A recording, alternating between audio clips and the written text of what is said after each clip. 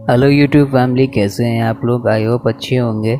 आज मैं terminator movie के फर्स्ट पार्ट को एक्सप्लेन करने जा रहा हूं, तो बिना किसी देरी के लेट्स गो टू एक्सप्लेनेशन। तो मूवी की स्टार्टिंग में हम देखते हैं लॉस एंजलिस शहर को 2029 में, जहां इंसानों और मशीनों के बीच में एक वॉर चल रही होती है। तभी हमें बैकग्राउंड में बताया जाता है कि परमाणु आग से उभरी मशीनें ह्यूमंस के विनाश के लिए उनका युद्ध दशकों तक चला, पर अंत में युद्ध भविष्य में नहीं डाला जाएगा। लड़ाई होगी यहीं हमारे वर्तमान में, वो भी आज रात। तभी हमें इस मूवी का लोगो दिखाया जाता है। इंट्रो के बाद हमें पता चलता है कि 1984 में लॉस एंजलिस में एक साइबर हत्यारा जिसे टर्मिनेटर कहा जाता है, ये 2029 से आता है, जहां मानव जाति विनाश के कगार पर है।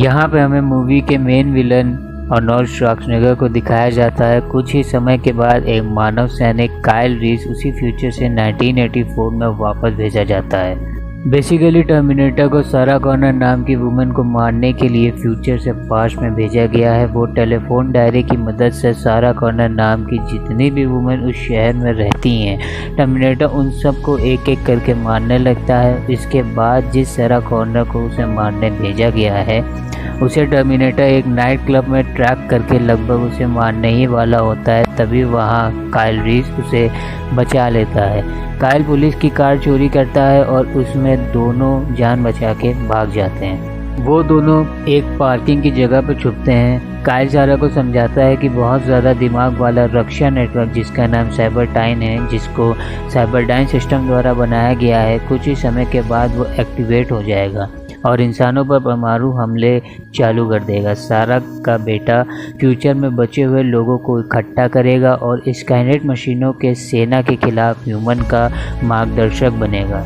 जब हम इंसान जीतने वाले थे, तब स्काईनेट ने एक टर्मिनेटर को समय में वापस भेजा तुम्हें मारने के लिए, ताकि तुम्हारा बेटा जॉन जन्म ही ना ले और फ्यूचर में स्काईनेट जीत जाए।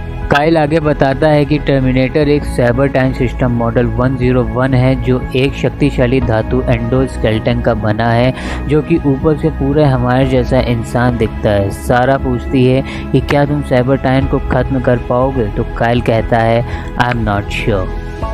फिर मूवी में हमें दिखता है कि टर्मिनेटर उन दोनों को फिर से ट्रैक कर लेता है और फिर से एक बार अच्छी खासी चेज होती है मूवी के अंदर, और काफ़ी मुठभेड़ के बाद काइल और सारा को पुलिस पकड़ लेती है। टर्मिनेटर उन दोनों को ट्रैक करते करते पुलिस स्टेशन तक आ जाता है और सारा का पता लगाने की कोशिश में पुलिस वालों का अंधाधुंध कत्ल करता है। काइल और सारा बच जाते हैं, एक कार चोरी करते हैं और होटल में जाके छुपते हैं, जहां वो पाइप बम इकट्ठा करते हैं और अपनी अगली चाल की योजना बनाते हैं। तभी काइल ये एक्सेप्ट करता है कि वह सारा को चाहता है, क्योंकि फ्यूचर में जॉन ने उसे सारा की तस्वीर दी थी और काइल उसे बचाने के लिए टाइम ट्रेवल करके आया है। तभी वो दोनों एक दूसरे की फीलिंग्स को समझते हैं।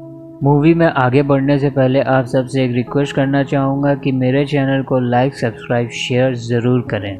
तो मूवी में सीन शिफ्ट होता है और हमें दिखता है कि सारा की माँ को टर्मिनेटर मार देता है, और सारा जब घर अपनी माँ को फ़ोन करती है तो टर्मिनेटर उसकी आवाज़ में उससे बात करता है, ताकि टर्मिनेटर उन दोनों की लोकेशन को फिर से ट्रैक कर सके। जब काइल को ये समझ आ जाता है कि टर्मिनेटर ने उनकी लोकेशन को ट्रैक कर लिया है, तो सारा और काइल एक पिकअप ट्रक में भागने लगते हैं और टर्मिनेटर एक बाइक से उनका पीछा करने लगता है। एक अच्छी खासी चेस सीक्वेंस के बाद टर्मिनेटर पर पाइप बम फेंकने के दौरान काइल को गोली लग जाती है और सारा गुस्से में ट्रक से टर्मिनेटर को कुचल देती है, और ट्रक से कंट्रोल छूटने की वजह से उनका पिकअप ट्रक पलट जाता है। अब टर्मिनेटर एक दूसरे टैंक ट्रक को अपहरण कर लेता है और सारा का पीछा करने लगता है। इसी बात का फ़ायदा उठाकर काइल पीछे से टैंक ट्रक के नली ट्यूब में पाइप बम फेंक देता है, जिससे टैंक ट्रक में बहुत बड़ा धमाका होता है।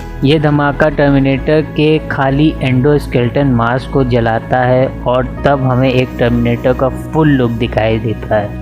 तभी काइल और सारा एक कारखाने में चले जाते हैं और टर्मिनेटर को मारने का तरीका ढूंढते हैं। काइल टर्मिनेटर के सिर पर एक लोहे के रॉड से मारने की कोशिश करता है, पर वो चूक जाता है और बदले में टर्मिनेटर काइल पर जवाबी हमला करता है, जहां काइल बुरी तरह से घायल हो जाता है। काइल किसी तरह आखिरी पाइप बम टर्मिनेटर के पेट में मार देता है, जिससे टर्मिनेटर के चिथड़े उड़ जाते हैं, पर इसमें काइल की भी डेथ हो जाती है।